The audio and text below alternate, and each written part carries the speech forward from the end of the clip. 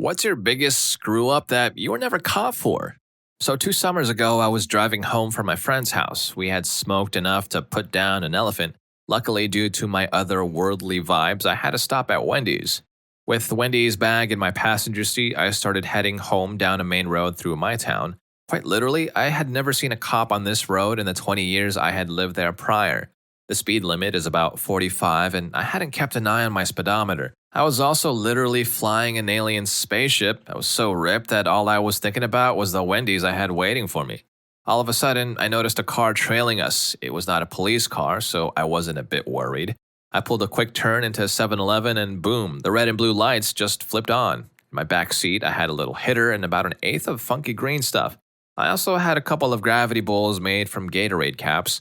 I am currently a sophomore at college where I played football and had an internship secured for the coming summer. A cop came up to my car and asked for my license and registration. I could not be internally freaking out more. I knew he was going to smell what was in my back seat. I handed him my license and opened up my glove compartment to get my registration. I never took it out of there, so I knew it had to be in there. After about 3 flips through the dozens of pieces of paper I had in my glove box, I realized I was too big to remember what my registration looked like. The cop asked me again for my registration. I told him I knew it was in here, but I couldn't find it. He asked if I knew how fast I was going if I knew the speed limit. I told him I did not see my speed, but somehow I pulled it out of my bum. The speed limit was 45. He said he got me going at 59. I knew I was in trouble. I was just hoping and praying he didn't further explore my car or make me do any type of sobriety test. He walks back to his car and he was in there for about 5 minutes. I never silently prayed so hard in my entire life. He came back, looked at me and said, "I'm going to let you go tonight. I need you to make sure you're going the speed limit and always have your registration on you. Have a great night." I truly couldn't believe it. Some of the theories I had were, 1, I was wearing my college football shirt. Maybe there was an off chance he saw this, was a fan, and gave me some sympathy. 2, this happened in my hometown. I was definitely no star, but I was a recognizable name on the varsity football team in our town and had just graduated a couple of years ago. There were always cops at our games. Maybe he recognized me from them. 3rd, the Wendy's covered up the smell. I got nuggets and a bacon cheeseburger. I also had the window down for a bit after getting the drive-thru. Finally, this happened 5 minutes away from my house. Maybe he saw my address and knew I wasn't a danger to someone, just a spaced-out kid with a Wendy's heading home. I also found out later that he was the township substance enforcement cop from my friend whose friend had gotten busted. He was in a dark gray Dodge Challenger. This is how he knew it. When I got home, I looked at myself. My eyes were so red. I got out the hook. Going 14 over, no registration, spaced out, and grass in my back seat. I also checked my glove box the next morning. My registration was like the 3rd piece of paper in the stack. Glory to the Lord. That's right. Hallelujah. Praise be to whoever it is that you praise, and also Wendy's. Because in my opinion, it was the Wendy's that covered up the smell. Story 2. Me and my buddy ran a theft ring out of the electronics section of the big box store we worked at. Over the course of 2 years, we probably moved about $45,000 worth of iPods, gaming gear, game CDs, speakers, you name it. One day, we slipped up and almost got caught, and they had us on watch because they noticed how much stuff had been disappearing. Then some idiot our friend knew at a party once got wind of it. He worked in receiving and decided he wanted some of the action. He swiped an entire shipment of 10 PS3s and 2 TVs in one shift and went down for the whole thing. My buddy got promoted to customer service and I became the garden center supervisor. 2009 was hilarious. Anyway, it's not something I would advise doing, nor would I do it again. I really didn't care though, and honestly, I still don't. The other guy didn't get in trouble for what we did because they didn't quite know the extent of what was going on. We weren't the only ones. The front end was going bonkers. He just took all the suspicion off of us. He also didn't get arrested or anything. I guess they couldn't prove anything, so they found another reason to fire the guy, which he already had coming. So I didn't feel all that bad for him. It's a huge international retailer and no one was really wiser. I view it as essentially victimless. I would never do it to anything or anyone like a mom and pop shop, a franchise chain or whatever, or even a specialty place like Best Buy. It wasn't even for a gain. Well, over 75% of the time we weren't selling anything, we were just giving it away. I got my friend's mom a new cell phone when she couldn't afford one.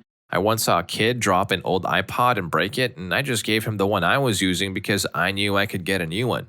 I own nothing of what we took, and neither does my buddy. I think I made about $150 and got like an ounce of grass over the 2 years. It's not something I'm going to tell my kids about, but it was fun to play Robin Hood. No one got hurt in any way, and I can't change a thing about it. I've never felt any sort of regret for it, and at this point, I doubt I ever will. So let me just do some quick math really quick. They did over $45,000 worth of iPods, gaming gear, games, CDs, and speakers, and you name it, as the OP said. But he only got about $150 and some grass out of it. If I was risking that much, I would probably get a little bit more just for myself. Just a little bit more. Story 3. So I was a scientifically inclined high school student and I wanted a drink. I scoffed at getting a fake or buying secondhand because I knew that I could make booze at home. Between the bread machine and pantry, I had yeast, sugar, and juice. What else does an inquisitive teenager need to make some sweet, sweet booze?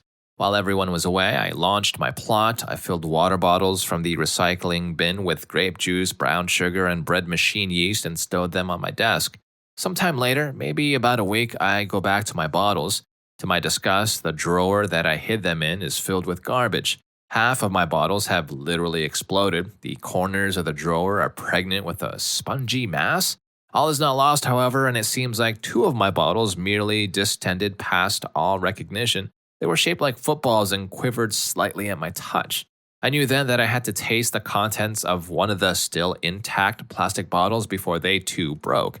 I thought I was ready to open the first intact one in the sink, but I was wrong.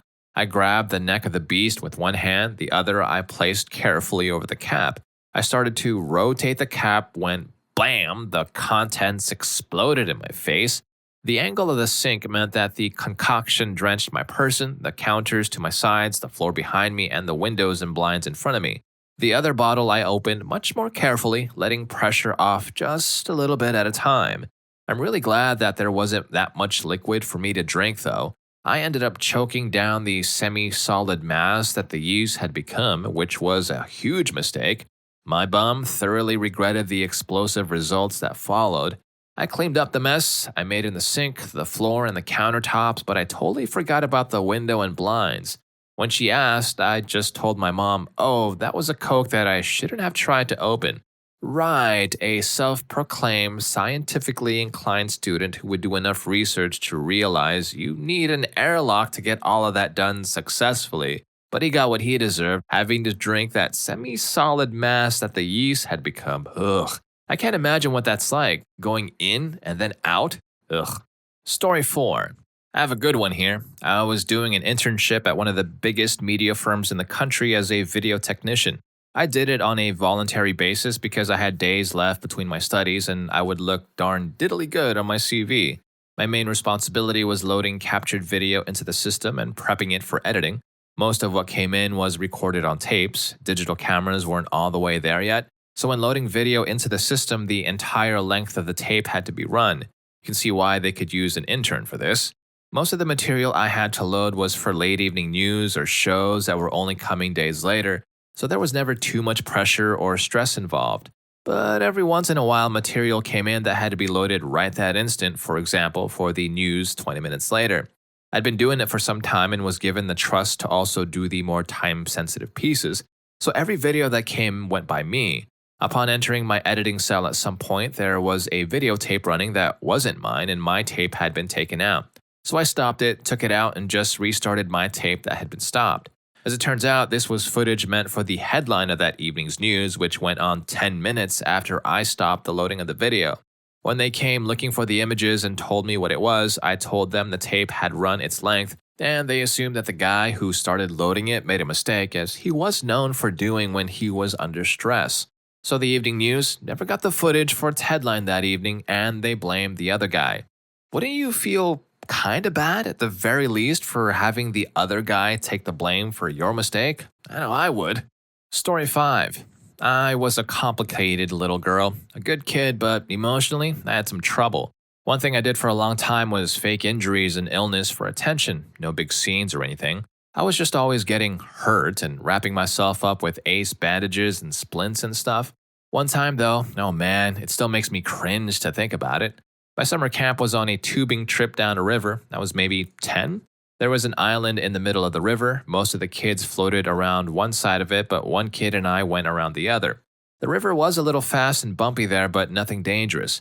To me, it was prime material to manufacture some drama. I fell off my tube and hit my head. Then I got on again and pretended to fade in and out of consciousness for about 4 hours. The poor kid I was with must have been crapping himself. He hailed some guys in a boat and they fussed over me. Eventually, they managed to flag down a camp counselor who took me to the hospital. Ugh, this is beyond mortifying. I was in over my head and assumed my only option was to keep playing along. There was a dramatic dash to the hospital. My parents were called. The hospital gave me a frickin' CAT scan. It cost my parents thousands of dollars. That was 25 years ago. I've had a pretty crazy life. My mother knows about all of it, almost all of it, because I will never tell her this. Story 6. This happened when I was 14 and I still can't believe I got away with it. I was on the way to school when it started snowing. The roads became clogged with traffic and slowed to a crawl. Almost immediately, I noticed a cramping pain in my stomach. Tried to ignore it. The pain built to a crescendo to the point where I couldn't even enjoy the Simpsons episode I had downloaded on my first generation iPod Touch. Eventually, we neared the school and I thought I was going to make it. However, the coach missed the usual turn, adding an extra, incalculably painful 5 minutes to the journey. It was at this point that I made my fatal error and decided to release a little fart to try to relieve the pressure. Horrible. Someone laughed. Ew, did you crap yourself or something? I laughed along with them while my dark gray school trousers hid my shame. The second we got off the coach, I waddled to the nearest toilets, binned my trousers, and changed into my gym kit. We had a little shop on campus, so I was able to buy some more trousers. I stank of poo all day, and 10 years later, no one realized I crapped myself on school property. Alright, hold on. Quick question. How good are you at keeping a poker face in a literally crappy situation? Yeah, me neither. Like this video if you're enjoying these close calls and subscribe for more epic and hopefully uncaught mess-ups. Let's get back to the stories. Story 7. In secondary school, I always quite enjoyed drama class, except for the fact that we had a few complete degenerate kids who always did their best to ruin it. In one class, we were in the main hall and the stage had these detachable wooden steps leading up to it from the floor. A couple of these degenerate kids were running up and down these steps and hiding behind the stage curtains, and the teacher was telling them to stop or else she'd go get the head principal for the rest of you. They ignored her, and so she went marching out of the hall to get some help. So I decided, with the urging of my friends, to get these kids good. While the teacher was gone and the degenerates were still hiding, I undid the clasps that held the wooden stage steps in place in anticipation of the hilarity that would ensue when one of these kids would come flying down them. Instead, the teacher came back into the room alone and, finding that they were still on the stage, decided to march up the steps after them. As soon as her foot touched down on the first step, the whole thing collapsed beneath her with a sickening snap. She was on crutches for almost a year after that. No one in that class of 30-odd kids ever grasped me up, even though they all knew I did it. Story 8. My parents went out of town in high school, so about 10 of my friends and I skipped class and took our boat out on a lake for the day. We had forgotten to put the drain plug in and only realized it once the rear of the boat was completely submerged. Miraculously, we got back to the boat ramp just as the engine choked off. I burned the clutch of my '84 Volvo wagon getting the boat out of the water, but we got it out, drained it, put the plug back in, and went back out on the lake. It had started right back up. 2 weeks later, the clutch completely went out on the car and the motor of the boat burned out a week later. My parents helped me pay for a new clutch, and the only thing I heard about the boat was that the mechanic had commented on how clean the engine was. I'm sure the mechanic knew exactly what had happened, but thought it was my dad who had sank the boat. My father remained clueless until I fessed up 20 years later, and even then, he didn't believe the story. Story 9. High school, New Year's Eve. Before we left for a party, a couple of friends and I decided it would be fine to smoke before we left my house. We did it in my brother's room in the basement and blew the smoke out of the window. Then we left for the party. While at the party, my brother called me freaking out, saying the house reeks of grass. My parents would be getting home soon and I was basically screwed. Then my brother had this genius idea. I'm going to burn a bag of popcorn. Well, it worked. Too well. He burned the popcorn so badly that we had to get a new microwave. In my parents' eyes, this was the third kitchen appliance we had to replace because of him. But really, he was covering for me. Best brother ever. I promised him I would come clean when I graduated high school, but I chickened out because I was on bad terms with my mom at that time.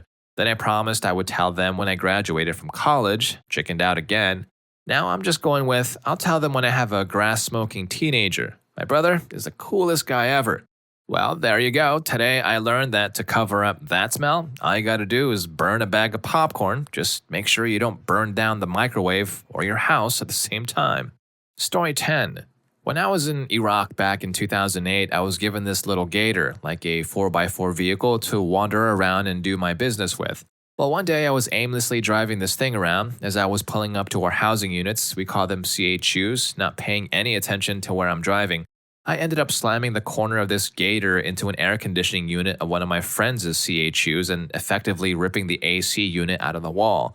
I heard him scream, and naturally, knowing I'd get in some serious trouble for the damage, I took off back to my office. About an hour later, in came my friend, ready to wage war on some Iraqi idiot who just smashed his AC off of his home. It took everything in me to hear the story out and not tell him I was the one who did it. Our command had to hire a contractor to repair the housing unit, and I let it slide all year that an Iraqi smashed that thing. Story 11. About 2 years ago, on my way home from the shop, someone asked me for directions to a street. I had only lived in the town for a few months at that point and didn't ever go out, so I didn't really know my way around, but was too socially inept to tell them that. I also hadn't really been listening but didn't want to ask them to repeat themselves, so I just pointed in a random direction and said, "Go that way, take a left at the end of the road." About 30 minutes later, they showed up at my door. I saw it was them and assumed they had come to insult me or something for giving them bad directions, but realized this couldn't be true since they didn't know where I live. When my dad answers the door, I go hide in the hallway, listening to their conversation. The first thing he says is, "Sorry we're so late, some whacker gave us crap directions. I just hid in my room for the following 4 hours hoping they didn't come in." Okay, I LOL'd on this story because holy crap, just say you don't know. It's perfectly okay to be honest and say, "I'm sorry, I'm new here, I don't know the directions, good luck." Story 12. I used to work as a valet driver. I was working at a restaurant one night on a busy divided highway, and basically we had to drive the customer's car up to the next red light, then make a U-turn so we could drive back down and park in the lot on the other side of the street. A guy pulled up with a new Ford F-250, about less than 25,000 miles. I got in and drove up to the light where I would need to make the U-turn. Because I didn't get there before the light turned red, I didn't get the green arrow that allows me to turn left before the oncoming traffic gets to go. Live in America. Instead, I got a green light, and not wanting to let the line of traffic go by before I could make my turn, I decided to go for it. I didn't quite take into account how wide a turn radius a Ford F-250 has, and I nicked the sidewalk with the front right tire. When I parked it and got out, there was an obvious scratch and dent in the rim where I had hit the curb. Basically, telling would have meant that I got fired, and not telling would have meant that I'd get fired only if they found out. I chose not to tell, and the guy didn't notice when he got back out. Story 13. This is my oldest brother's story. When he was in high school, he was a bit of a hotshot, super popular, bit of a prick, played varsity, all that jazz. Well, there was this mansion being built by the golf course a neighborhood over. And when I say mansion, I mean mansion. This thing was gonna be huge. It would make the surrounding 3-story, 6-bedroom homes look like pool houses or slave quarters. Well, my brother and his too cool for school posse decided to throw a raver inside. Still under construction and a long drive off the road, it was easy to remain undetected. But one thing led to another, and the house caught fire. The kids scattered, the whole thing burned to the ground. I didn't know 50 teenagers were capable of such a secret, but they never got caught. Alright, that's it for some epic screw-ups no one knew about. Well, except for you and I. So before you head off, remember to check out our related video coming up next. What's the biggest F-up you made that was fixed before anyone knew? It's the perfect follow-up to our stories of close calls and lucky breaks. You won't believe some of the ingenious solutions people came up with to cover their tracks. Just listen to story 1. You might need to learn that lesson one day in your life in the future. I'll see you there, and thank you for watching this one.